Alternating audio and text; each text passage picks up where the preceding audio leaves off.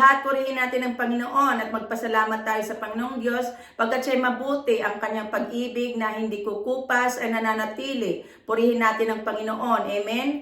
Hebrews 12 verse 1, nasusulat na yamang naliligid tayo or surrounded, naliligid tayo ng makapal na saksi. Iwaksi natin ang kasalanan at anumang balakid na pumipigil sa atin at tayo'y buong tiyagang magpatuloy sa takbuhing nasa ating harapan. Okay, dito sa Hebrews chapter 12, sinasabi sa atin na Ama natin ang Diyos. Ama natin sa Espiritu. Tayo Espiritu at ang Diyos ang Ama ng ating Espiritu. Ang Diyos ay Espiritu, ang Holy Spirit, the third person of God. So dahil nga Ama natin ang Diyos, dinidisiplina niya tayong itinuturing niyang mga anak. Sinasabi dito sa Hebrews chapter 12 na sinong anak ang hindi itinuwid ng kanyang ama, ang ama natin sa laman.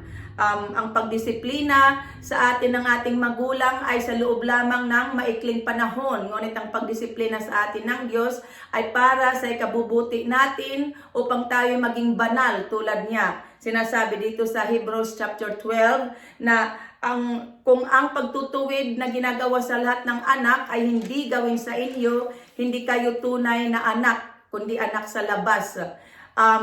Tayong mga nananalig sa Panginoong Hesus ay tinuturing na mga tunay na anak ng Diyos, kaya tayo'y dinidisiplina ng Diyos. Sinasabi dito sa Hebrews chapter 12 verse 5 to 6 na huwag tayong magwawalang bahala kapag itinutuwid tayo ng Panginoon. Huwag tayong panghinaan ng loob kapag pinaparusahan niya tayo, sapagkat pinaparusahan ng Panginoon ang mga iniibig niya at pinapalo ang itinuturing niyang anak. Ang pagdisiplina sa atin ng Diyos ay ang pagsunod sa kanyang mga utos. Ang mga utos na ibinigay ng Diyos kay Moses at ibinigay naman sa atin ng Panginoong Hesukristo. So tiisin natin ang pagsunod sa mga utos ng Diyos. Tiisin natin ang lahat bilang pagtutuwid sa atin ng isang ama, sapagkat ito'y pagpapakilalang tayo'y inaari ng Diyos na mga anak niya. Ang ama natin sa laman ay pinarurusahan tayo. Ang ating tatay, pinarurusahan tayo upang igalang natin sila. Ang gayon din naman, pinarurusahan tayo at sinusupil ng Diyos upang magkaroon tayo ng takot sa Kanya at igalang natin siya. Sino ang unang panahon, nung unang marinig ng mga Israelita ang mga utos ng Diyos, nanginig sila sa takot. Ang kautusan ay binigay kay Moses at sa mga tao sa bundok Sinai.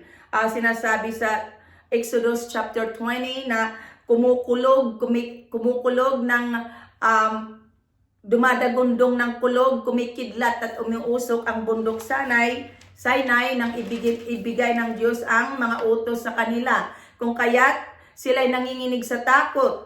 Sinabi ng mga tao kay Moses na ikaw ang magsalita sa amin at makikinig kami. Huwag ang Diyos at baka kami mamatay. Sinabi ni Moses sa kanila na huwag silang matakot sapagkat sinusubok lamang sila ng Diyos. Ibig lang niya magkaroon sila ng takot sa Kanya pagkat ayaw ng Diyos na sila'y magkasala. Nanginginig sila sa takot noong unang marinig nila ang mga utos. Mapalad tayo ngayon sapagkat kapag binabasa natin ang Biblia, binabasa natin ang mga utos ng Diyos, nakaupo tayo sa ating upuan sa loob ng ating tahanan. Hindi natin naranasan ang naranasan nila noong unang marinig nila ang mga utos, ang salita ng Diyos na dumadagundong ng kulog, kumikidlat at umuusok ang bundok Sinai. Nanginginig sila sa takot. Dapat kapag binabasa natin ang kautusan or naririnig natin ang mga utos ng Diyos ay makadama tayo ng takot sa Diyos. Itong takot ay para ito igalang natin ang Diyos. Matakot tayo sa Diyos at igalang natin ang Kanyang mga utos. Tiisin natin ang lahat dahil sa pagsunod sa salita ng Diyos. Sinasabi dito sa Hebrews chapter 12 na hindi pa humahantong sa pagdanak ng dugo ang ating pagtitiis sa pagsunod sa Diyos tulad ng tiniis ng Panginoon sa krus para sa atin.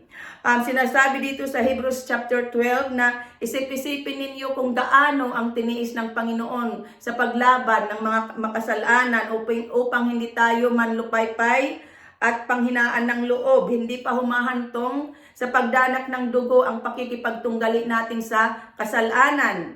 So kung ano man ang dinaranas nating hirap dahil sa pagsunod sa mga utos ng Diyos, alalahanin natin na ang tiniis na hirap ng Panginoon dahil sa pagsunod sa kalooban ng Diyos. Hindi maikukumpara ang tiniis ng Panginoon kaysa mga tiisin natin. Ang Panginoong Hesus ay nagpakababa at naging masunurin sa Diyos. Siya ay naging masunurin hanggang kamatayan sa krus. Ayon sa Philippians 2 verse 8. Kaya't palakasin natin ang ating katawan at tipunin natin ang ating lakas. Lumakad tayo sa daang matuwid upang hindi lubusang mapilay ang ating pananampalataya. Magpakabanal tayo at sikaping makasundo ang ating kapwa sapagkat hindi natin makikita ang Diyos kung hindi tayo mamumuhay ng ganito ayon sa kasulatan.